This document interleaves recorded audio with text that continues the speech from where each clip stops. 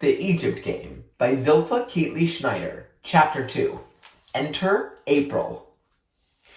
Her name was April Hall, but she often called herself April Dawn. Exactly 1 month before the Egypt Game began in the professor's backyard, she had come, very reluctantly, to live in the shabby splendor of an old California Spanish apartment house called the Casa Rosada. She came because she had been sent away by Dorothea, her beautiful and glamorous mother, to live with a grandmother she hardly knew, and who wore her gray hair in a bun on the back of her head. None of April and Dorothea's Hollywood friends ever had gray hair, except the kind that you have on purpose, no matter how old they got otherwise. It had been on that very first day, early in August, that April and the professor first met. On that first morning of her new life, April had spent half an hour arranging her limp blonde hair in a high upsweep, such as Dorothea sometimes wore. It was hard work, much harder than it looked when Dorothea did it. As she pinned and repinned, April told herself with righteous bitterness that Caroline was sure to make her take it all down again anyway, and all her hard work would be for nothing. But if her grandmother noticed the hairdo, she said nothing about it at the breakfast table. She didn't even seem to notice how quiet and depressed April was, and tried to cheer her up with questions and conversation. April decided that Caroline must be the uninterested kind of person who didn't notice much of anything. Well, that was good, because for the short while she was here, April intended to go right on leading the kind of life she was used to. And if Caroline didn't even notice, well, at least there wouldn't be any trouble. All through breakfast, Caroline went on saying almost nothing. But finally, when she was almost through, she did say that she wouldn't mind being called Grandma or even Granny if April liked. "Oh, I guess I'll just go on calling you Caroline," April said. And then with pointed sweetness, she added, "That is, unless you rather I didn't." Dorothea always called her Caroline instead of Mother, so what was wrong with Caroline instead of grandmother? Of course, Caroline wasn't Dorothea's mother. She was the mother of April's father, who had died in an accident before April even had a chance to get to know him. Nothing more was said until Caroline began to clear the table. Then she said, "I've arranged for you to have lunch with Mrs. Ross and her children on the second floor. She said she'd send Melanie, her little girl, up for you about 12 o'clock. The rest of the time you'll be more or less on your own, but I'd appreciate it if you'd let Mrs. Ross know if you leave the building. Just tell her where you're going and how soon you'll be back." "I could get my own lunch," April said. "I cooked a lot at home." "I know," Caroline said, "but I've made this arrangement with Mrs. Ross, so we'll try it for a while, just till school starts. The Rosses are very nice people. Mrs. Ross teaches school, and her husband is a graduate student at the university. Their little girl is about your age, and they have a boy about 4. They're African Americans," she added. April shrugged. "Dorothea and I know a lot of black people. There are a lot of black people in show business." Caroline smiled. "I see," she said. "Tell me, April, what do you think of the Casa Rosada?" "The what?" April said. "The Casa Rosada, this apartment house." "Oh," April repeated with her shrug. "It's okay. Actually, it had been a pleasant surprise. That is, it would have been if she had been in the mood for pleasant surprises. The last time she'd visited Caroline, she'd lived in a tiny, super modern apartment, like a cell, only with paintings. The Casa Rosada was very different. Somehow, it made April think of Hollywood and home. It was very Spanishy looking, with great thick walls, arched doorways, fancy iron grillwork, stained glass panels in the windows, and tile floors in the lobby. Outside, it was painted pink. Caroline smiled, her small, prim smile. "Mr. Ross calls it the petrified birthday cake, and I'm afraid that's a pretty good description. It must have been quite the thing when it was built back in the 20s. Of course, it's terribly run down now, but the apartments are roomy. It's so hard to find a modern place with 2 bedrooms that's not awfully expensive.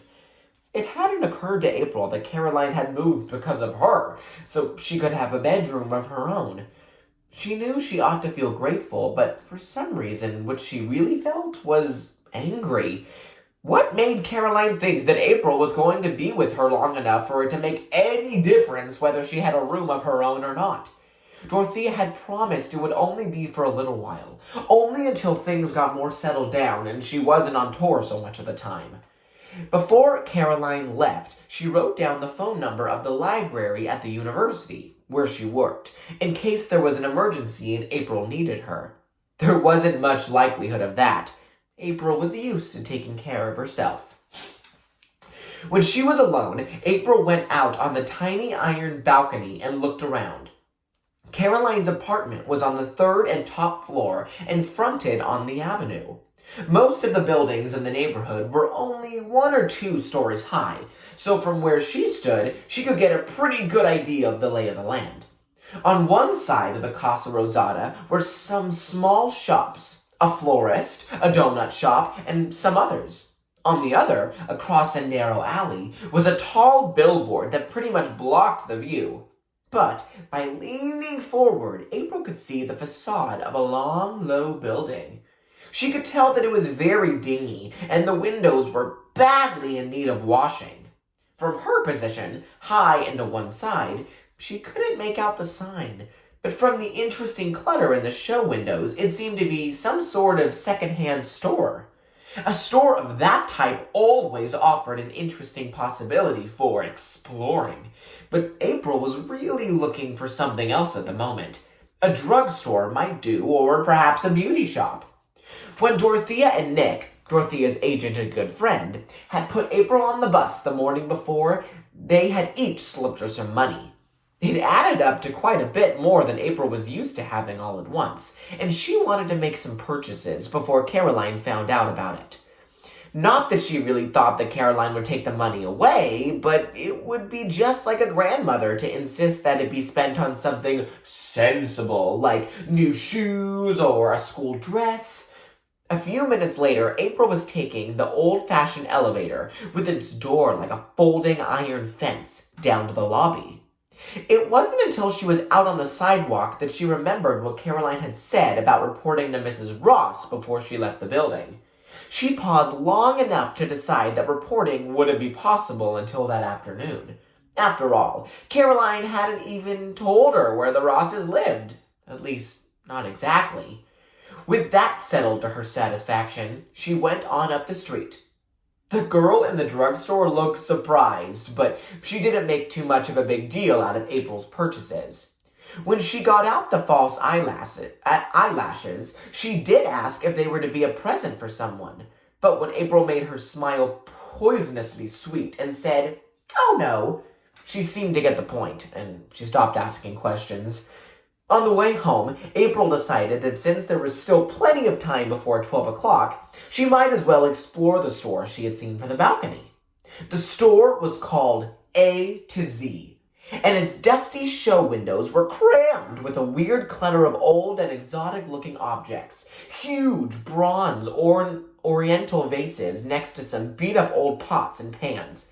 An old-fashioned crank telephone, a primitive-looking wooden mask, and a treadle sewing machine.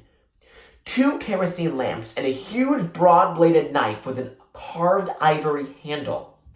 April felt a tiny tingle of excitement. She always felt that way about old stuff. It had been one of the few things that she and Dorothea didn't agree on. Dorothea always said, "I'll take mine new and shiny." It was dusky inside the store after the outdoor brightness. There didn't seem to be any clerks at all. Not that it mattered, because April was only looking. She squatted down in front of a glass case full of small objects, vases and jars, some partly cracked or broken, crudely made jewelry, and tiny statues. All of it looked terribly ancient and interesting.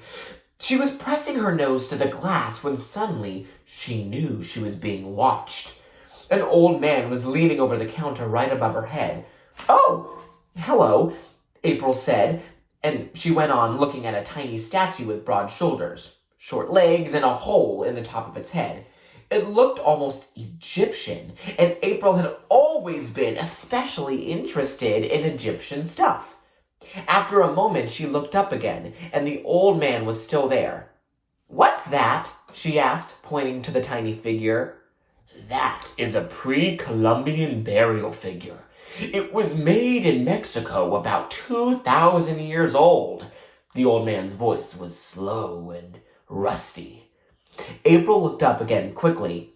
2,000? You're kidding, she said. But on second glance, she was sure he wasn't. He wasn't kidding, and he wasn't quite like anyone she had ever seen before. He had a strange, skimpy-looking little beard, and his eyes were deep-set and as blank as an empty well.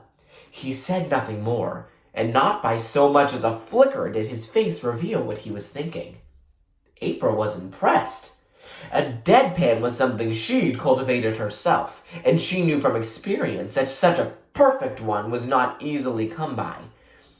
I mean, she said with a respectful caution, is it really that old? The old man only tilted his stone face downward in a stiff nod. April went back to studying the objects in the case, but now her interest was divided. The old man was almost as unusual as the strange things behind the dusty glass. In a few moments, she stood up and smiled at him. It was a real smile, small and quick, not the gooey kind she usually used on grown-ups. Somehow, she had a notion he wouldn't fool easily. "My name is April Hall," she said. "I've just come to live in the apartment house next door with my grandmother. I used to live in Hollywood with my mother." She paused. For a moment, it looked as if the old man wasn't going to answer at all, but at last his craggy face cracked enough to allow the escape of two small words. "I see." April regarded him with a grudging admiration. It usually wasn't very hard to pick the real meaning out of things people said, if you watched them closely. But this one wasn't going to be easy. The "I see" said nothing at all. It wasn't friendly, or angry, or curious, or even bored. In fact, there was something about the absolute nothingness behind it that was a little bit frightening, like putting out your hand to touch something that wasn't really there. April began to chatter a little nervously. "I'm a nut about things like that," she motioned towards the case. "I'm always reading about ancient times and stuff like that. You know, Babylonia and Egypt and Greece and China. It's kind of a hobby of mine. As a matter of fact, I'm even planning to be an archaeologist when I grow up. Some people think that's a pretty kooky ambition for a girl, but I like it. You see, I have this theory about how I was a high priestess once, in an earlier reincarnation. Do you think that's possible?" "Possible?" The old man's voice quavered the word into a whole flock of syllables. "Many things are possible." "That's what I think too. A lot of people don't think so, though. When I told Nick, he's my mother's agent, about the high priestess thing, he just laughed. He said, 'I don't know about those other reincarnations, kiddo, but in this one, you're a nut.'" Before the old man could answer, if he was going to, a couple of ladies breezed in the doorway. Of course, they interrupted right away when they saw that April was just a kid. As she drifted out the door and back to the Casa Rosada, April wondered why she gabbed so much. It wasn't really like her. She'd started out just trying to get the old man to talk, and then somehow she couldn't quit. It was almost as if the old man's deadly silence was a dangerous dark hole that had to be filled up quickly with lots of words.